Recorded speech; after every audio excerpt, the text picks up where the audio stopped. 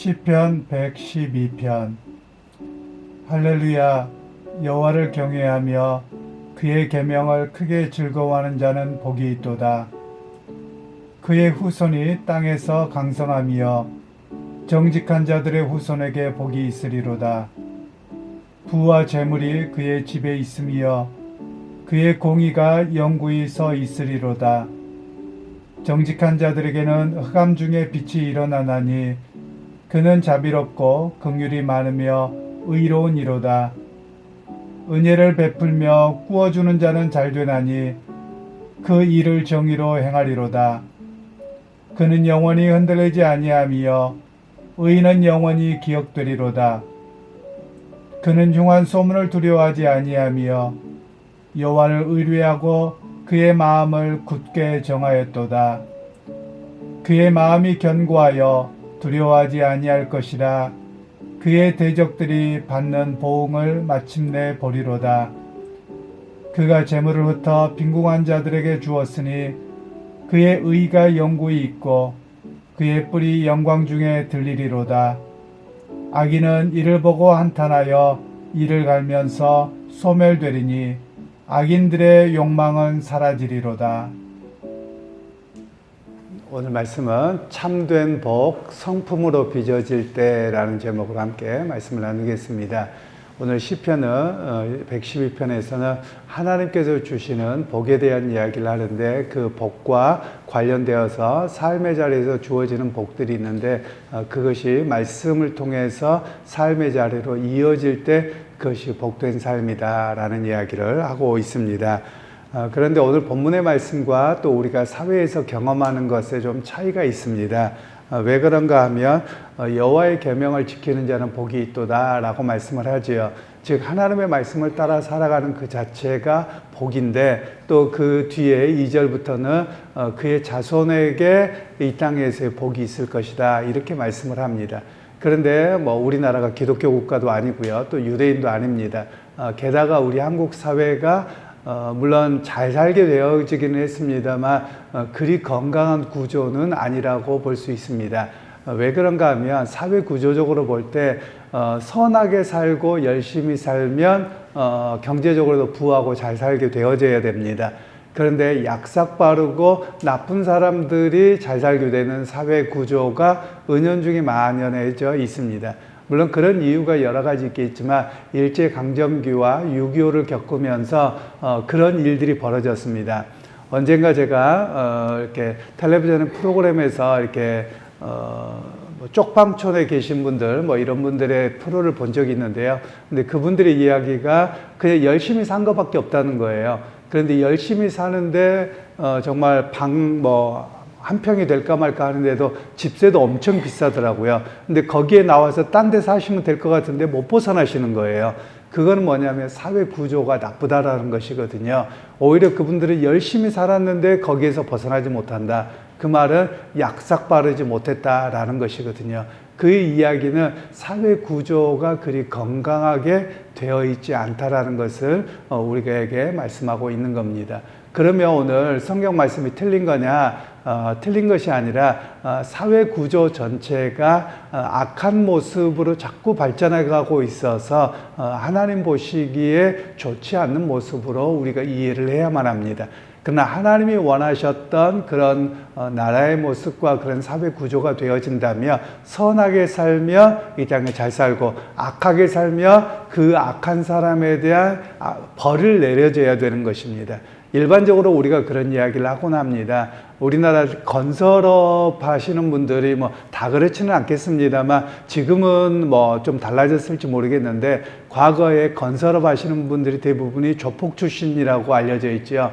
그렇게 해서 남의 것을 빼앗거나 강제로 어떻게 해서 그것들을 돈을 얻게 되고 기업이 되어져서 지금은 변화가 되어졌다라는 겁니다. 바로 이런 구조가 뭐냐면 사회 구조가 그리 건강하지 못합니다.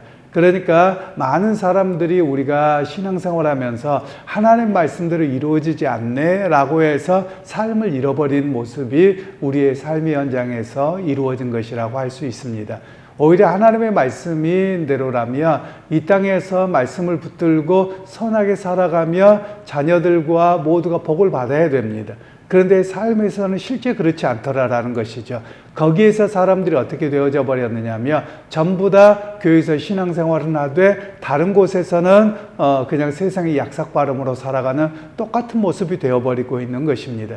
그래서 오늘 성경에서는 하나님 앞에서의 복된 삶이 되어지기 위해서는 사회 구조가 건강하게 되어지는 것인데요. 그 사회 구조가 건강하게 되어지는 것은 어떻게 나타나느냐? 바로 악한 사람에게는 결국 권세 잡은 자가 벌을 주고 선한 사람에게는 선하게 살아갈 수 있도록 그렇게 되어지는 사회가 바로 하나님 나라를 이 땅에서 실현해 나가는 그런 모습이라고 말할 수 있는 것입니다.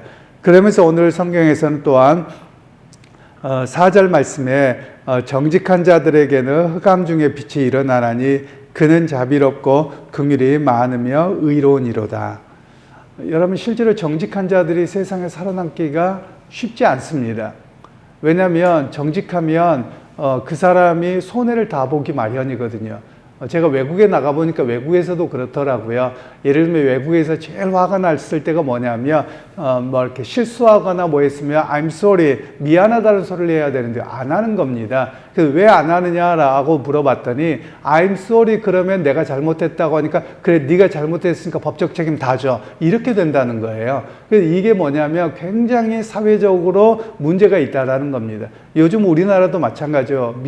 미안합니다. 그러면 그래 네가 미안하다 그랬으니까 네가 다 잘못했어. 이렇게 돼버린다는 거죠. 그러니까 사람들이 미안하다는 소리를 안 해버리는 겁니다. 그리고 끝까지 버티죠. 그러니까 감정들이 굉장히 많이 상하게 되는 것이죠. 종종 텔레비전에서 보면 그 함블리라고 해서 교통사고에 대한 프로그램을 보면 사람들이 그냥 미안하다고 하고 사죄함에 넘어갈 일들이 많습니다. 근데 그렇게 하지 않음으로 인해서 소송까지 가게 되는 일들이 굉장히 많더라고요. 바로 이런 모습들이 뭐냐면 오히려 하나님이 원하셨던 사회 구조가 아니라 자꾸만 악해져 가는 모습이 우리 주변에서 벌어지고 있다는 겁니다. 그래서 여러분, 우리 그리스도인들이 좀 바꿔야 될 문화들이 있습니다. 미안합니다, 죄송합니다가 법적 책임으로 가는 것은 아닙니다. 꼭 가는 것은 아닙니다. 그냥 어떤 부분에서 좀 미안하다 이런 이야기를 할 수 있어야만 합니다. 외국과 우리 문화와 좀 다르더라고요. 동양 문화권이 그럴 거라고 봅니다만 뭐 일본을 좀 제외하고는요, 동양 문화권과 서양 문화권이 좀 다릅니다. 서양 문화권에서는 길을 가다가 사람에게 부딪히잖아요. 그러면 먼저 미안합니다 라고 이야기를 합니다. 그래서 왜 그런가 하고 보면 내가 부딪히지 않고 저 사람이 실수로 딴 데 쳐다보다가 부딪혀도 나도 미안하다고 하고 상대방도 미안하다고 합니다. 그러면서 웃고 넘어가요. 그런데 우리 같은 경우는 뭐 그런 분들도 있겠습니다만 일반적으로는 아무렇지도 않게 하고 그냥 지나갑니다. 그리고 좀 심한 사람들은 욕하고 지나가고요. 그런 모습들이 우리가 건강하게 좀 바꿔야 됩니다. 우리 그리스도인들이 마찬가지입니다. 우리 그리스도인들이 어디에서든지 좀 누구에게 미안합니다, 괜찮습니다, 이런 모습으로 우리가 만들어갈 때 사회가 좀 더 건강하고 또 그리스도의 향기가 삶의 자리에서 드러내는 그런 믿음으로 이어지는 삶이라고 이야기할 수 있을 것입니다. 그러면서 이제 5절 말씀에는 은혜를 베풀며 구워주는 자는 잘 되나니 그 일을 정의로 행하리로다. 우리가 은혜를 베풀면 뭐 오죽하면 이런 말이 나왔겠습니까? 은혜를 베풀면 왼수로 갚는다, 이런 말이 우리말에 사람들이 많이 있거든요. 이런 말들이 자꾸 나오는 것은 그리 건강하지 못하다라는 거예요.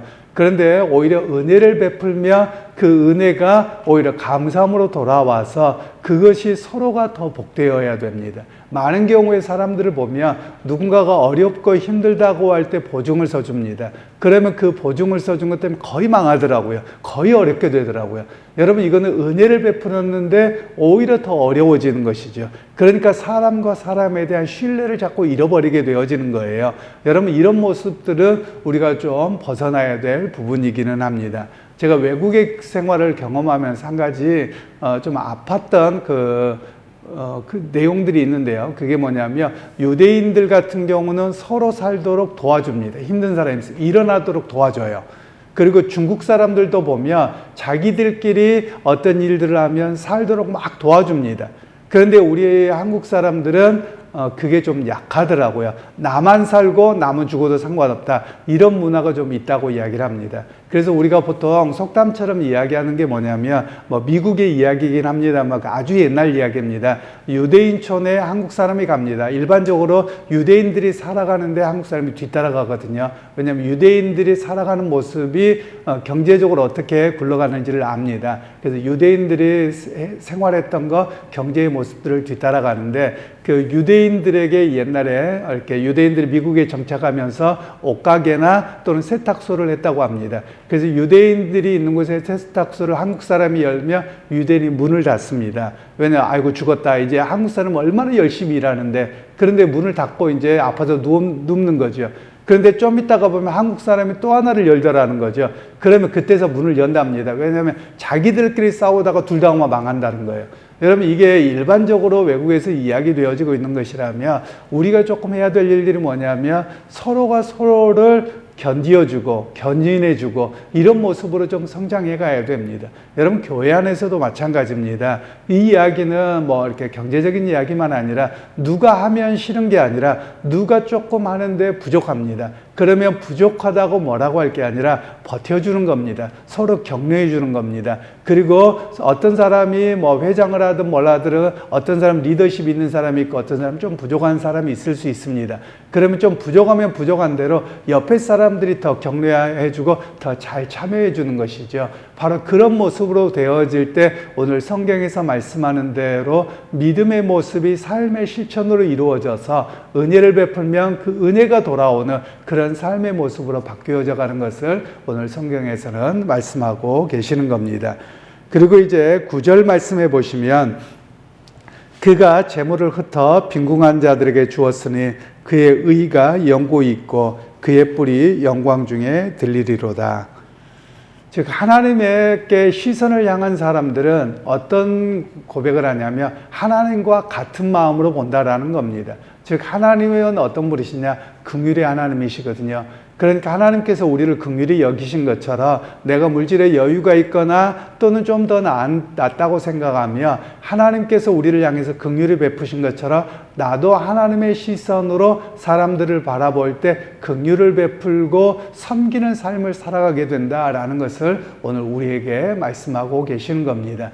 그런 면에서 기독교의 삶은 어떤 삶이냐? 바로 섬기는 삶이라고 말할 수 있는 것입니다. 그래서 예수님께서도 말씀을 하셨죠. 오히려 너희가 섬김을 받기보다도 섬겨라 이렇게 말씀을 하셨습니다. 그러면서 예수님께서 친히 제자들의 발을 씻겨주시기도 하셨던 것이죠. 그래서 오늘 우리에게 말씀하고 계시는 것은 믿음은 어디에서 나타나느냐? 바로 성품의 변화인데 그 성품의 변화는 섬김이고 그리고 다른 사람을 위로해주고 다른 사람을 격려해주고 또 때로는 나의 연약함과 부족함이 있더라도 서로가 용납해주는 모습으로 성장하는 것이 바른 신앙인의 모습인 것을 오늘 이야기를 하고 있습니다.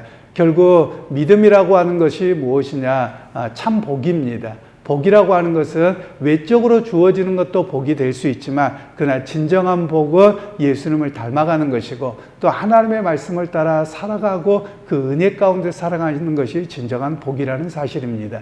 그러기 여러분 오늘 말씀을 듣고 우리가 진정한 복은 하나님의 말씀을 따라 살아가는 것이고 또 그 말씀을 따라서 내가 그리스도의 성품을 닮아가는 것임을 기억하셔서 여러분 우리의 삶 속에 언어와 행동과 여러 가지 속에서 오늘 말씀의 실천의 역사가 우리의 삶 속에 일어나기를 주님의 이름으로 축원합니다. 하나님 오늘도 하나님과 같은 시선으로 바라보기를 소원합니다. 하나님께서 우리를 긍휼히 여기셨고 또 우리에게 은혜를 베푸셨던 것처럼 우리 역시 긍휼의 마음과 또 은혜를 베푸는 삶이 되어질 수 있도록 은혜 베푸시고 그 가운데서 이것이 참 믿음이요 이것이 은혜인 것을 깨닫고 살아가게 되는 우리의 모습들이 다 되게 하여 주옵소서. 예수님의 이름으로 기도하옵나이다.